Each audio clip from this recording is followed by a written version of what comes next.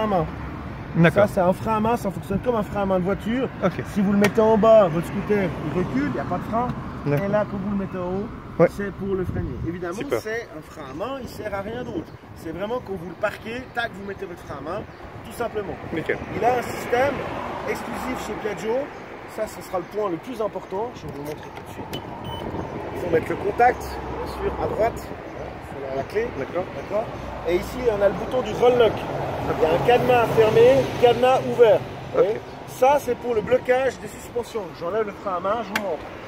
Maintenant, je le tiens freiné, hein, d'accord. Mais vous voyez, les suspensions là, Ouais. il se tient tout seul, le véhicule. Ah, Ça, c'est grâce à ce bouton-là. Si j'appuie à droite, regardez ce qui se passe. Il fait bip bip et maintenant, vous voyez, il tombe. Si je D'accord. lâche le scooter, il va vous tomber comme un scooter normal, d'accord. Quand vous appuyez à gauche, un bip, et là, regardez, il se tient tout seul. Vous voyez, au niveau des suspensions, il est bloqué au fait. d'accord. Ça lui bloque hydrauliquement les suspensions. Super. D'accord. Donc ça, c'est le bouton qu'on appelle roll lock, c'est le plus important. Parce qu'évidemment, vous allez souvent l'utiliser. D'accord, ce bouton-là. Ça, c'est vraiment pour bloquer les suspensions. D'accord. Ensuite, pour démarrer le scooter, comme tous les scooters, vous mettez le contact, évidemment. Vous devez tenir un frein appuyé. L'un des deux, Lequel, un des deux, ça marche les deux. Et vous appuyez là-dessus sans gaz. D'accord. Sans gaz et il démarre. Donc, tout simplement. Ok. Par rapport à ça, je me frappe.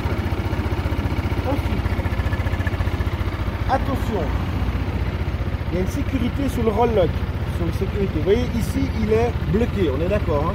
Comment je sais qu'il est bloqué? Le bouton là du cadenas, il m'indique que les roues elles sont fermées. Ça représente des roues avec un cadenas dessus. C'est-à-dire que là, il est en mode blocage. Le témoin P parking, c'est le frein à main. Si j'enlève le frein à main, vous voyez que le témoin il disparaît, comme la bagnole en fait. Ouais, ça nickel. ne change pas. D'accord. Il y a une sécurité ici qui est activée.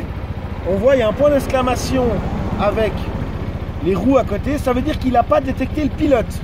D'accord. Et là, il met une alarme. C'est-à-dire que tant que je ne suis pas dessus, il ne détecte pas. Si je mets les gaz, il ne se passe rien. D'accord. Vous voyez, ici, il y a un capteur sur la selle. Si je mets du poids ici, le témoin, il a disparu. Ah ouais. Maintenant, si je mets des gaz, D'accord. si je mets que du gaz, automatiquement, il va faire bip bip et se débloquer. Vous voyez, D'accord. tout simplement. Ça a remplacé en fait le bouton de droite ici. D'accord. Cadenas ouvert. D'accord. Cadenas fermé, je peux me mettre dessus, il se tient tout seul. D'accord. Je veux partir, le feu passe au vert, je mets un coup de gaz, elle part, elle fait bip, il oblige à débloquer les roues, ce qui est normal, sinon ça serait dangereux. D'accord. Et puis ici je le referme. D'accord. Je peux, au lieu de mettre des gaz si je veux, appuyer à droite. Et puis là, je peux de nouveau l'enlever. Il faut faire attention parce que si je suis comme ça, j'appuie à droite, le scooter, il tombe. Il Ouais. faut quand même se préparer avec les jambes pour au cas où pas vous faire avoir par le poids du véhicule. Bien sûr. D'accord, tout simplement. Donc là, je le referme. Ici, je me le frein à main. Je peux descendre du véhicule, c'est tout seul. C'est quoi la différence entre ça et ça? Ça, c'est le frein à main. Ouais. Ça, c'est les suspensions. Ah. Regardez. Là, j'ai enlevé le frein à main. Regardez ce qui se passe. Ah, il roule. D'accord, ouais. Il n'est pas freiné. Ok. Ça n'a rien à voir avec les suspensions. Ça, c'est pas en avant en arrière, ça c'est comme ça, vous voyez. Là, il est bloqué, D'accord. vous voyez. Et là, maintenant, il est débloqué. Ok.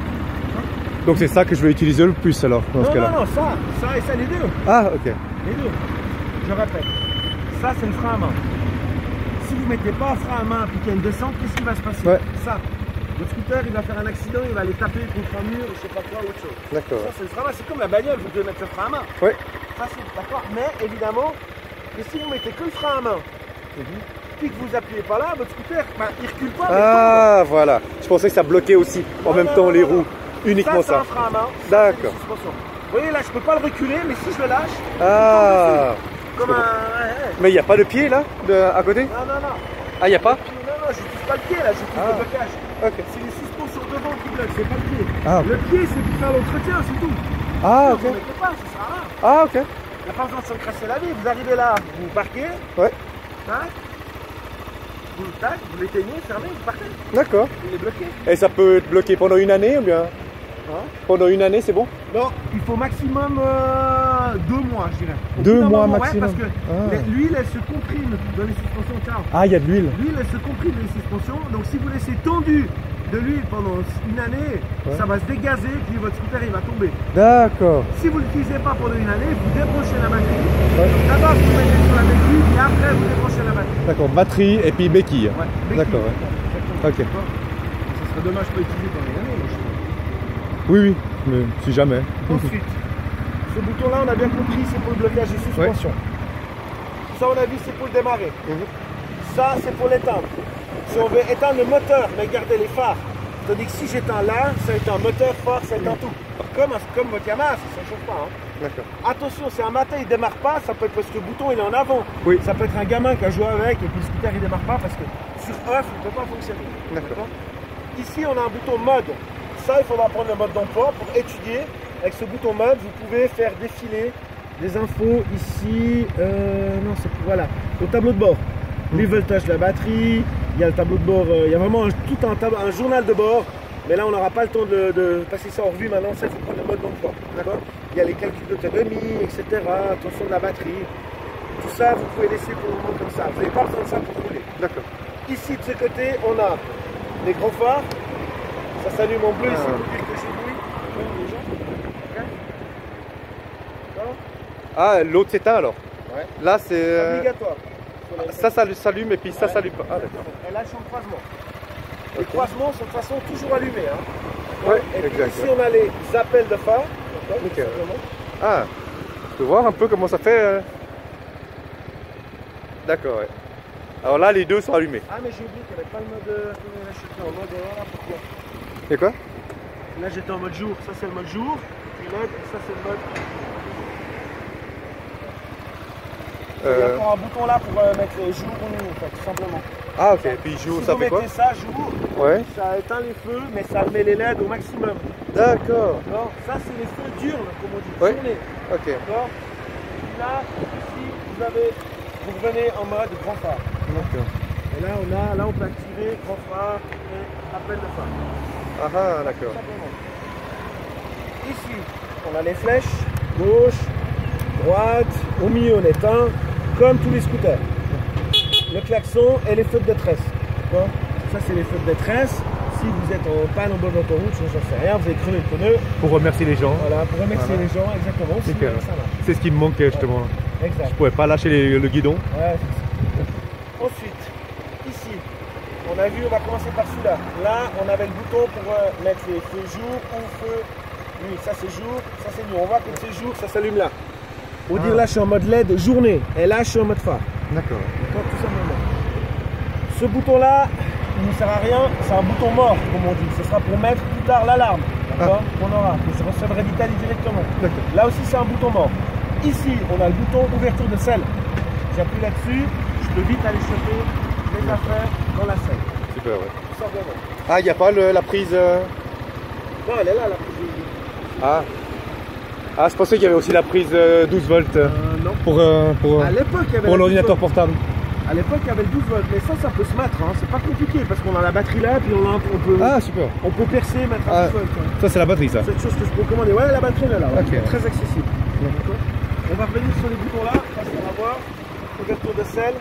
Ça, c'est pour désactiver l'antipatinage. Ne le faites jamais. Pour faire, il faut tenir appuyé quelques secondes et ça désactive l'antipatinage. D'accord. On ne désactive pas son antipatinage, c'est très dangereux. L'antipatinage, ça peut vous sauver. Ouais, ouais. D'accord, d'une situation compliquée. Ça, c'est pour On voit comment qu'on l'a désactivé, il y a quelque chose de. Alors là, vous avez le témoin ABS ASR qui clignote. C'est normal. D'accord. Parce qu'ils sont statiques, c'est-à-dire qu'ils ne fonctionnent pas. Vous devez rouler 1 mètre et ces témoins ils s'éteignent. Ça veut dire qu'ils activent les ABS et l'antipatinage. D'accord. Tout simplement. Donc ça, ce témoin, si vous tenez appuyé ce bouton là pendant 2 secondes, il restera tout le temps allumé. D'accord. Mais ça, pour ça, il faut rouler. Donc là, on ne peut pas le voir. Ici, ça, faites touchez pas. Ça, c'est les poignées chauffantes. Super. Vous tenez appuyé ici, d'accord, quelques secondes. D'accord, on peut appuyer une fois, je sais plus. Une fois. Et puis là, il se met en préchauffe. Et tu clignotes, d'accord. D'accord. Tout simplement. Il y a plusieurs niveaux? Il y a plusieurs niveaux, exactement. Ouais. Et c'est comment? Il faut appuyer. Alors, il faut appuyer une fois dessus. Voilà, il faut appuyer encore une fois dessus. Et puis encore une fois dessus. Tout simplement. Puis après, il clignote et puis il va se mettre en position chaude. Pour l'éteindre, ouais, il faut un moment. Hein. Ah, ok. Ouais, il faut un petit moment. Puis c'est quoi la troisième vie Ça, le niveau? c'est pour l'éteindre, vous tenez appuyé. Ah, ok. Alors vous devez appuyer une fois rapidement ça, ensuite deuxième, il clignote différemment et ensuite troisième. Le témoin il fait comme un hoquetement, après il se stabilise quand vous arrêtez de le toucher. Et puis pour l'éteindre, tac, éteindre complètement. D'accord. Mais on voit pas le niveau en fait là. Non, avec... c'est pas marqué 1, 2, 3. Non, Ah, ça y a pas. Non, c'est d'origine, c'est produit comme ça. D'accord. Le vide-poche, la prise USB, elle est là.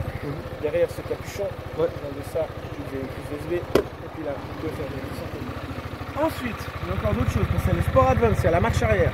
Oui. La marche arrière, c'est ici. Là, vous êtes en mode drive, c'est-à-dire que le véhicule, il peut pas, la marche arrière ne peut pas fonctionner. D'accord. Ensuite, si je veux faire fonctionner la marche arrière, alors bien sûr, il faut se mettre dessus. C'est mieux. Comme ça. Ici, on active la marche arrière. Quand vous activez la marche arrière, vous entendez, ça fait un bruit de camion qui recule. C'est volontaire, ça ne fait pas qu'on baisse quelqu'un. Ensuite, pour reculer, c'est avec le bouton du démarreur. Vous appuyez là-dessus et il recule. D'accord. Électriquement. D'accord. Tout simplement. Et puis ensuite, on remet sur drive si on veut faire fonctionner ça. D'accord. Si vous laissez comme ça, puis vous essayez de partir, et ça ne marche pas. D'accord. La marche arrière, il faut, ça s'utilise avec ça. D'accord. Et puis là, on peut reculer. Attention, ça marche aussi avec les roues bloquées. Hein. D'accord. Ah, ok. Ça marche avec les deux. Ici, je veux repartir en avant, je mets drive, et puis là, je repars en avant. D'accord. Ensuite, les freins. Ici, on a le freinage intégral. Ça, c'est le frein comme une voiture. Les gens qui n'ont pas de permis moto, ils peuvent pas conduire en Suisse? Non, interdit. Ah, ils peuvent pas conduire. Ah, ok. Seulement... Dans les autres pays, oui, oui, mais pas en Suisse. Ah, Suisse, d'accord. Malheureusement, ça fait pas partie de l'Europe et ils ne font pas accepter. D'accord. Non, ils veulent pas. Là, il faut un permis moto. Un permis moto, donc. 35 Ok. kW minimum. Ah, bah la grosse, quoi. D'accord. Est-ce que vous avez des questions? Non. Les calculs, Nickel. je vais vous montrer ça. Ouais. Les passagers, passagères, ils sont très bien intégrés, je trouve. Ouais, superbe. Ça, c'est vraiment bien foutu. Le freinage intégral, ça vous freine comme une bagnole, ça fait un freinage équilibré, assez droit. D'accord. Et si vous freinez là, c'est le frein avant que l'avant, elle a que l'arrière. D'accord. D'accord. Ça, c'est une règle générale. C'est pas que votre scooter, c'est vraiment une règle. Et côté service, c'est maintenant qu'il est neuf. Vous aurez une clé à molette qui s'allumera par ici dans le tableau de bord, j'arrive pas à la deviner là, ça s'allumera à 1000 km pour dire faire un premier service. D'accord. Après ce sera tous les 6000 km. 6000. Non, le constructeur il dit tous les 8000. Moi je conseille tous les 6000 si vous faites de la ville, parce que ça s'allume quand même plus vite. Ah, ok. D'accord. Ouais. Faites gaffe de ne pas vous faire avoir. 6000 ou 8000. Pour moi, le point le plus important maintenant, c'est pas tous ces boutons, tout ça, parce que ça va vous. Ça risque de vous égarer un peu. Concentrez-vous sur le plus important. Le plus important, c'est ça et ça. D'accord. C'est vraiment le frein à main et ça. D'accord. Je vous fais une situation réelle. Je vais vous montrer une situation réelle.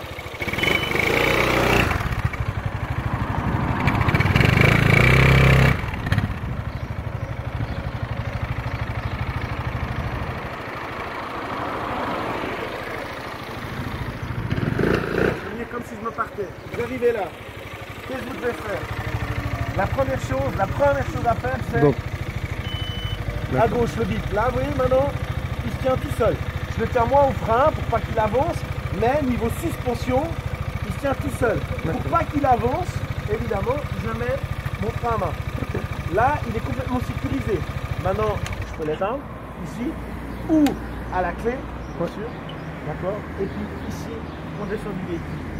Si je vois que je me suis trompé, que le véhicule il est trop penché à droite ou à gauche, je peux remettre le contact et ici tout simplement le rééquilibrer. J'appuie là et puis je peux le remettre à ma guise comme je veux et puis pas oublier de refermer. Et là, il est bloqué. Tout simplement. Il faut faire attention quand vous le débloquez, j'insiste là-dessus, quand vous débloquez le scooter, préparez-vous physiquement, pas que le machin il vous tombe dessus. Moi j'ai la force de tenir, je pense que vous avez aussi un peu de force, il n'y a pas de problème. Mais il faut vraiment faire gaffe parce que c'est le truc à se faire avoir. Oh non, le machin il tombe dessus quoi. Donc ici on le bloque, on est sécurisé. C'est combien de kilos? Il fait 230 kilos je crois. 230. Ça va, il est bien équilibré. Hein. Okay. C'est pas si lourd que ça, mais il faut. Ensuite, on n'a pas fini. Ouais, 230 ici, la clé 208 principale, la clé de réserve elle est sous la selle, la carte grise je vous ai mis sous la selle, le mode d'emploi je vous ai mis sous la selle. Super. Tout est là, les planchers en alu sont sous la selle, oui. Les planchers d'origine. Super. Ici il y a une télécommande sur le nouveau modèle. Ah oui. Ça c'est pour ouvrir la selle, vous tenez appuyé ce bouton ici quelques secondes souvent et ça vous ouvre la scène. Ici c'est le bike finder, c'est pour le trouver. Mais ça, c'est, à mon avis, ça sert à rien. Ça fait clignoter le véhicule. Vous le retrouvez. Si jamais vous ne le retrouvez plus. Ouais. Et ici, on a des boutons morts. Ça sert à rien. C'est pas pour ce véhicule. Ah, d'accord, tout simplement. C'est vraiment ces deux-là que vous pouvez utiliser. D'accord. En fait, Piaggio, ils ont aussi des véhicules utilitaires. Puis ils utilisent la même télécommande que là-dessus. Ça et ça ne sert à rien. Ok. Mais ça et ça, oui. Okay. Super. Venez juste là, je vais vous montrer quelque chose pour faire l'essence, ça va vous servir. Ah oui, oui peut-être, ouais. Vous voyez, c'est marqué ici push, la clé, vous voyez, si je mets la clé dedans, c'est marqué là push, ouais. Ah, ok. À droite, j'ouvre l'essence, à gauche, j'ouvre le coffre. Si je veux manuellement ouvrir mon coffre, c'est possible. Je push, comme c'est marqué, il faut pousser la clé au fond, et je tourne à gauche. À gauche, et là, ça me libère la selle, manuellement. Et si je fais la même chose, mais à droite, ici, j'ouvre la trappe à essence. D'accord. Ça boit du samplon 98. Samplon 98, 95, normal. 95, etc. Super. Dernière chose que je dois vous montrer. Si vous êtes comme ça en avant, ce véhicule il est relativement lourd. D'accord. Pousser comme ça, c'est pas donné à tout le monde. Moi j'y arrive, il n'y a pas de problème, mais certains n'y arrivent pas. Donc vous pouvez, comme il se tient tout seul, vous voyez là, il ne peut pas tomber. Tant que je ne lui donne pas l'ordre ici de tomber, il ne peut pas tomber. C'est pas possible. Ouais. D'accord. C'est vraiment hyper fiable le système. Mais il faut vraiment pas faire une erreur humaine. Ouais. Alors. Ici, j'ai enlevé le frein à main, il y avait le frein à main, je l'ai enlevé, je le tiens freiné là, pas qu'il avance puis qu'il tape contre le mur, admettons qu'il y a un mur. Ensuite, je peux lâcher le frein, puis je peux me mettre devant, et puis je peux le pousser pour le sortir. Ah, ok. Vous voyez, le véhicule, il ne peut pas tomber. Excellent. Parce que vous ne lui donnez pas l'ordre de tomber. Par contre, je peux le sortir de la plage de peur, easy. Ah, excellent. Après, on n'oublie pas de le reprendre au frein là, et puis de remettre le frein à main si je suis occupé à faire autre chose. Ah, excellent. Voilà, je crois que là, vraiment, je vous avais tout là. Ouais. Je vais vous remettre position à partir.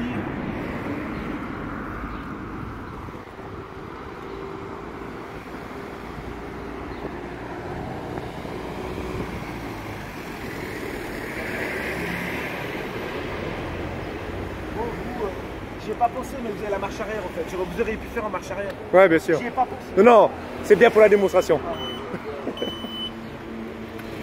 Fantastique, merci beaucoup en tout cas. Si vous avez des questions, bah, bien sûr.